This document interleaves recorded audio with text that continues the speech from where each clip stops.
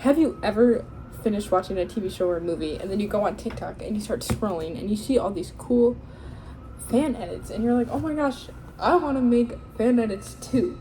Well, you've clicked on the right video.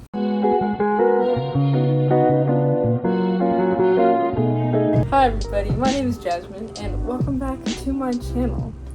This is like one of my first videos. I've been meaning to make this video for a while because I've just always wanted to be on YouTube, so this is pretty cool and I'm very excited. So this video is gonna be about fan accounts. If you've ever been interested in making one, or you have one and you're just like, oh my gosh, I just want to know the secrets, like I just need some more tips. I'm just gonna run over some basics that has helped me throughout the years. I've been editing mainly just through fan accounts since 2018, which is crazy. Can't believe it's been that long. Literally insane. But so I have some secrets, but it's just basic tips and tricks, and I thought I just want to give some advice if anybody has been kind of stuck or they're on the fence of starting an editing account, and you just want to know. This is my account. You should give it a follow if you want to. I'm multi-fandom, so just kind of post whatever, which is the fun thing. But yeah, so let's just get right into it. Step number one is just to figure out what fandom you want to join. There's a lot of different fandoms out there. I've seen multiple different types of fandoms over the years. There's pretty much any show, any movie you like, I'm almost guaranteed there's a fandom out there. But if you kind of go through phases like me, I go through a lot of different phases.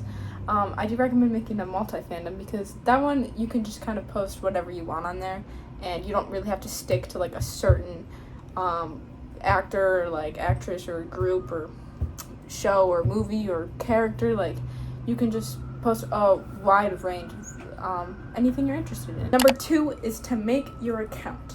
I do recommend coming up with kind of a unique username because that kind of just gets people interested right away. I personally just like one-word usernames, and I kind of stay away from like putting periods or like underscores or any like special characters in my username, because I just feel like that kind of just makes it more complicated for myself and also for people, because you just want them to notice you too. You can always mix it up too, so you can come up with like one word and then mix it. If you're in a certain fandom, you could come up with one word and then mix it with like an actor and actress's last name or a character's name or anything. And then the next thing you want to do for kind of starting up your account is to add your bio. You can have fun with this. You could pretty much put whatever you want in there as long as it's appropriate.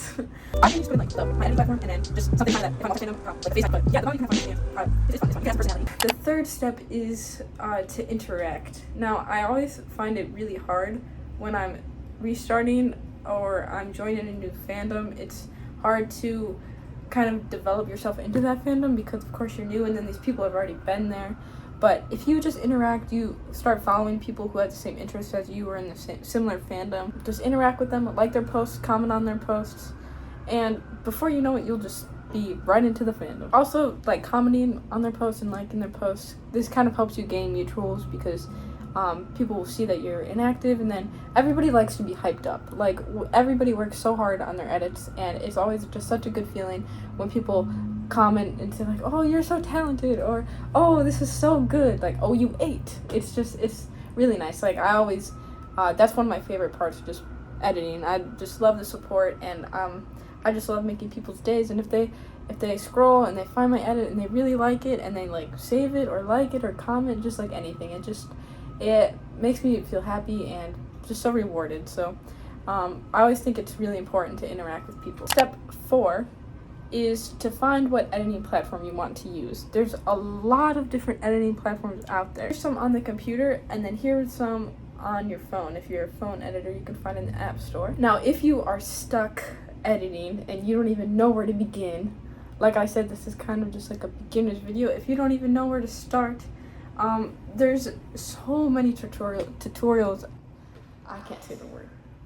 Tutorials out there. That's how I learned everything I know on After Effects, is just by learning from others and watching tutorials, just going on YouTube, searching. You can always just look up, like, if you're working on After Effects, you can look up beginner tutorial for After Effects. people are very, very helpful, and they so there's so many talented people out there. So many talented people. It's really nice. If you find these tutorials and you like what they're teaching you and everything, the more you do it, it's gonna stick in your brain eventually, and then you'll learn everything. I think I'm gonna do a separate tutorial for how to get plugins and things on After Effects, because there's people who download plugins from links, but I'm very cautious and afraid of that because my computer is very expensive and I'm a broke college student and can't afford another one. So there's a lot of student codes, so I'll try to post a video on that if you guys are interested. Step number 5 is to post your first video. Even if you hate it, even if you think it's terrible and you don't even know, just post it. You never know what's gonna happen. Things blow up out of thin air. Like, I don't even know. Sometimes I post an edit I really hate and it'll just do really good, or I post an edit I absolutely love and then it would just bomb, just plummet. So it's really random, especially on TikTok. The algorithm is really insane and it switches all the time, and you never really know what's gonna do good. You just kind of gotta experiment and see. Step number 6, which I think is probably the most important step, so if you're not paying attention, then pay attention now. 6 is to be consistent. Come up with a consistent schedule you can follow when posting, because this will help your followers know that you're active, and then will in turn help your account grow a little bit faster too. And I actually suck at this, but I've been trying to get better. Everybody knows life can get insanely busy, and if you're like me, you're a full-time college student, have a part-time job, and you have friendships, relationships, homework, and then you also have to worry about sleeping, it can be a lot to manage. So it's okay if you're struggling. It's okay to take breaks. You don't have to be perfect all the time. I normally try to post 2 to 3 times a week because I feel like that probably works best for me. And I kind of try to edit a lot on the weekends. So you just got to figure out what works with your schedule, and don't stress yourself out too much about it.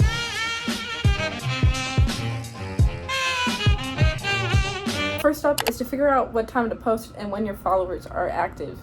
Definitely take a look at your analytics. You can find it in your settings on TikTok and also on Instagram, I'm pretty sure. I've tried posting at multiple different times, just trying to test out the analytics and see when my followers are active, but I've kind of noticed that my followers are active in the morning. I post at like 9 a.m.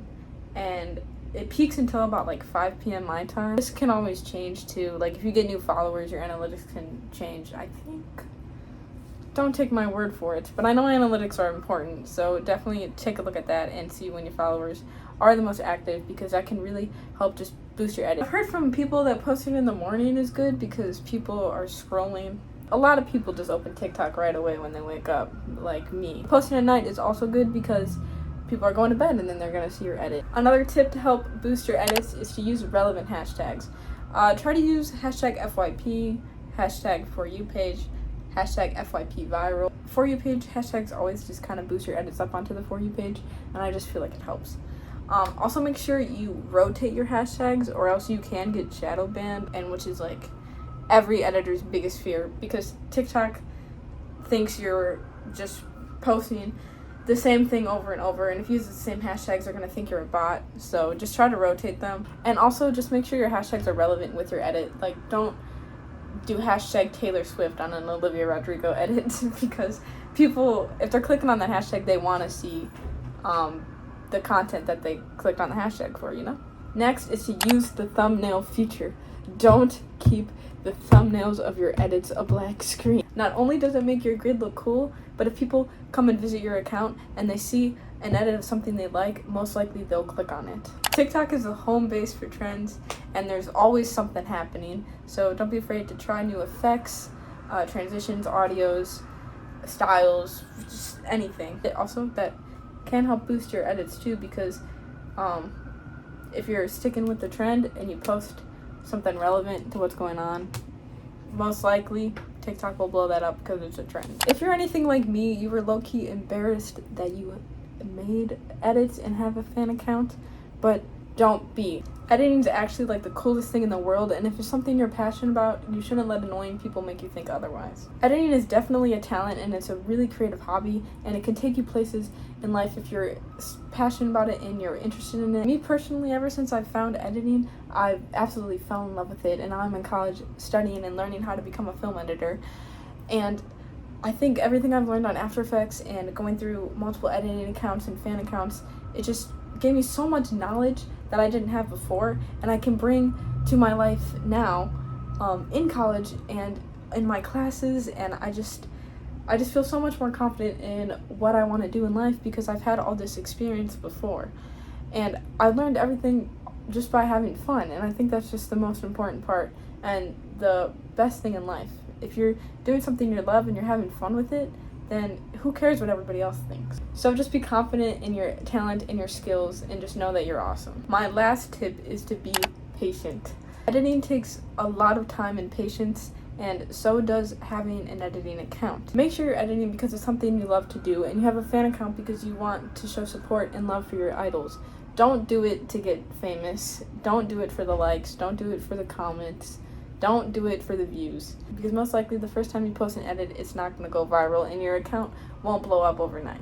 But that's really it for me. Those are all the tips and tricks and basic things I could come up with. But if you guys have any requests or ideas or just comments, just make sure to leave them down below in the comment section, or you can DM me over on TikTok, and I'll try to make more videos because I do want to start posting on here more often. If you enjoyed this video, to like, comment, subscribe. Follow me on TikTok. Here it is once again. If you're interested, you don't have to. It's okay. Yeah, I hope you guys have a great day, a great night, a great morning. I don't know when you're watching this, but I hope you just have a great day. And thank you for tuning in, and I'll see you guys soon.